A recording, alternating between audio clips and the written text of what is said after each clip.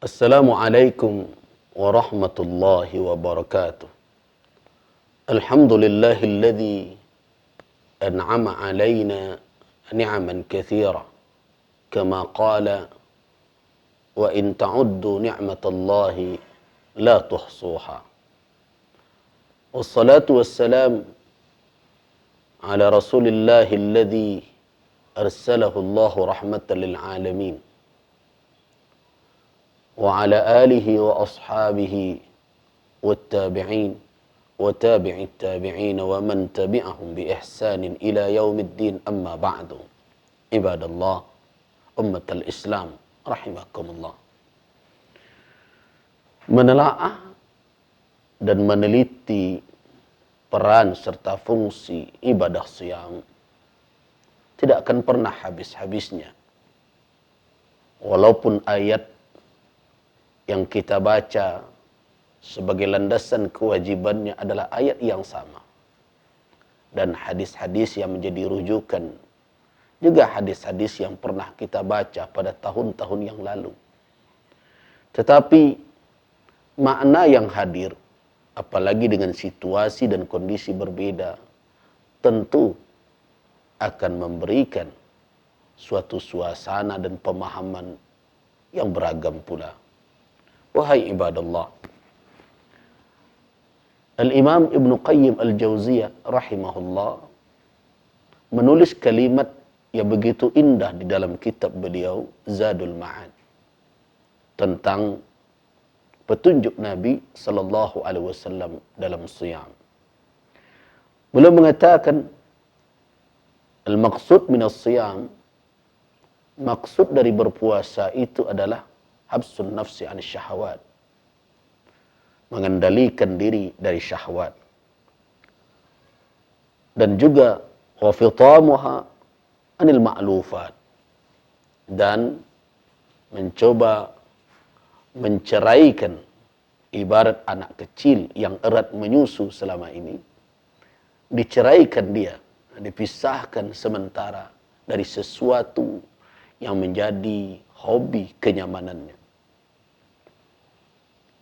Panjang penjelasan Al-Imam Ibn Qayyim Al-Jauziyah terkait dengan petunjuk Rasul sallallahu alaihi wasallam tentang siyam. Kalau kita merenungkan pernyataan beliau, tentu kita teringat salah satu dari ayat Allah Subhanahu wa taala, fa amma man tagha wa athara al-hayata ad-dunya fa innal jahima hiyal ma'wa. Adapun orang-orang yang melampaui batas wa athar al-hayatad dunya, dan lebih mengutamakan kehidupan dunia, fa innal jahim, neraka jahimlah yang menjadi tempat tinggalnya kelak. Memang benar, puasa merupakan suatu alat atau suatu cara untuk mengendalikan syahwat. Mari kita perhatikan akhir ayat surat Al-Baqarah yang mewajibkan berpuasa itu. Akhirnya berbunyi la'allakum tattaqun, yang sering kita terjemahkan mudah-mudahan kamu sekalian bertakwa. Kita tidak berbicara tentang la'alla karena dari sisi Allah Subhanahu wa taala apa yang dijanjikannya, apabila sababnya kita lakukan, Allah tidak akan mengingkari janjinya. Tapi dari sisi manusia, manusia tidak bisa memastikan amalnya itu sempurna seperti yang diinginkan oleh Allah Subhanahu wa taala dengan segala kekurangan, kelemahannya. Tentu di dalam dirinya ada harapan agar setiap amal yang dia lakukan dengan segala kelemahan dan kekurangan disempurnakan oleh Allah Subhanahu wa taala. Karena itu kita sering mendengarkan doa orang-orang beriman yang berbunyi wa tammim taqsirana, dan sempurnakanlah kelalaian kami ya Allah. Kaum muslimin, kita sekarang berbicara tentang takwa itu. Kemudian kita kaitkan dengan dua hadis Nabi sallallahu alaihi wasallam yang ada di dalam kitab Al-Imam Al-Bukhari, dalam kitab sahih beliau, dan juga kita temukan dalam kitab-kitab hadis lain. Hadis ini masyhur. Yang pertama adalah hadis dari Abi Hurairah radhiyallahu an. Yang kedua adalah hadis dari Abdullah bin Mas'ud radhiyallahu an. Hadis Abu Hurairah mempergunakan kalimat as-siyamu junnatun.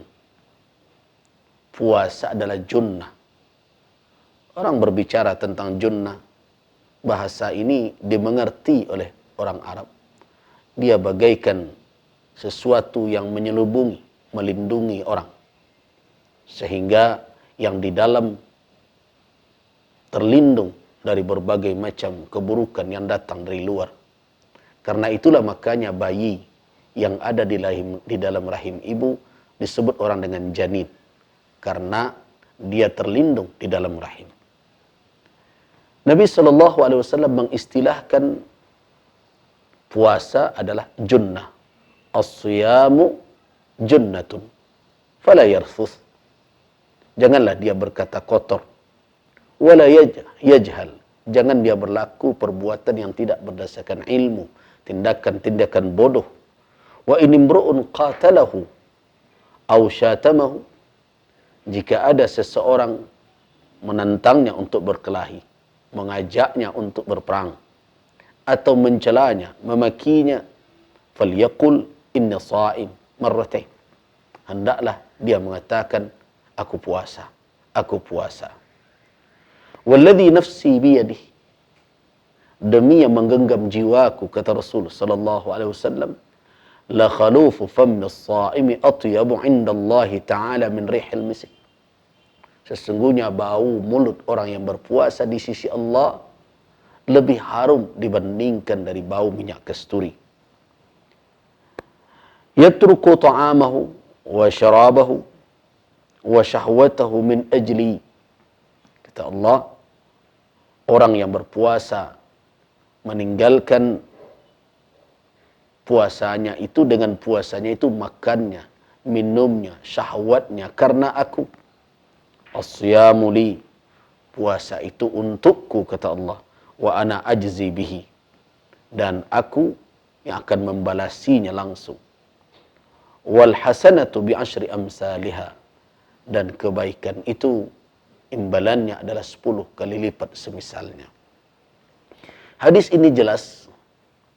Yang pertama, seseorang diajak oleh Rasul untuk memahami peran dari puasanya di dalam kehidupannya, yaitu sebagai tameng yang melindungi dirinya.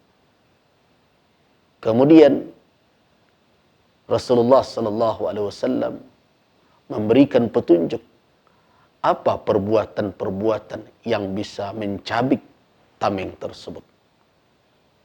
Kemudian berikutnya ada janji yang diberikan oleh Rasul dari Allah Subhanahu wa taala, yaitu puasa tidak bisa diukur dengan lipatan pembalasan seperti amal lainnya. Karena puasa adalah amalan khusus yang hakikatnya hanya Allah Subhanahu wa taala yang mengetahui dan orang yang melakukan. Karena itu ada persediaan tersendiri sebagai imbalan untuk orang yang melakukan siyam. Itu pertama. Hadis yang kedua adalah hadis Ibnu Mas'ud. Hadis yang populer untuk kalangan anak muda, di mana kata Alqamah yang meriwayatkan dari Ibnu Mas'ud radhiyallahu an, baina ana amshi ma'a Ibnu Mas'ud, tatkala saya berjalan bersama Ibnu Mas'ud radhiyallahu anhu, faqal, beliau berkata, kunna ma'an Nabi sallallahu alaihi wasallam faqal, kami pernah bersama dengan Nabi sallallahu alaihi wasallam, beliau bersabda, man istata'a al-ba'ah falyatazawwaj, siapa yang mampu untuk melakukan pernikahan, mampu untuk menikah, maka hendaklah dia menikah. Fa innahu aghaddu lil basar. Karena menikah itu akan membuat mata seseorang lebih bisa ditundukkan. Wa ahsan lil farj, dan lebih menjaga farj sehingga terjauh dari perzinaan tentunya. Wa man lam yastati', siapa yang tidak sanggup untuk menikah, fa alaihi bis-shaum, hendaklah ia berpuasa, fa innahu lahu wija, sesungguhnya saum itu sebagai wija, benteng baginya. Kita melihat bahwa ada dua peran. Sekaligus di situ ada fungsi dari puasa. Yang pertama benteng, kemudian fungsinya adalah menolak serangan dari luar yang akan merusak diri manusia. Yang kedua adalah menjinakkan gejolak yang dari dalam. Jadi perannya sebagai tameng jelas. Kita lihat dari firman Allah, la'allakum tattaqun. Taqwa, kata ulama ahli lughah mengatakan berasal dari kata ittaqa. Ittaqa, yattaqi. Sebenarnya kalau kita cari lagi akar katanya, maka dia berasal dari kata waqa, yaqi, wiqayatan, yaitu memelihara. Jadi tiga kalimat ini, baik kalimat taqwa maupun kalimat junnah, begitu juga kalimat wija, jelas ini menunjukkan arah yang sama, yaitu perannya adalah sebagai tameng, fungsinya adalah membentengi musuh yang datang dari luar yang akan merusak diri. Yang kedua adalah menghambat atau menenangkan gejolak yang ada di dalam agar bisa terkendali. Nah, inilah yang perlu kita terapkan di dalam berpuasa, wahai kaum muslimin. Puasa membentengi kita dari pengaruh yang buruk. Dan yang kedua, puasa membuat sesuatu yang di dalam tidak merusak pula kepada kita. Ada suatu hadis di dalam riwayat Al-Imam At-Tabarani. Hadis ini marfu' dengan sanad yang dipertikaikan oleh ulama. Ada ulama yang mengatakan dhaif, tapi maknanya tidak ada persoalan.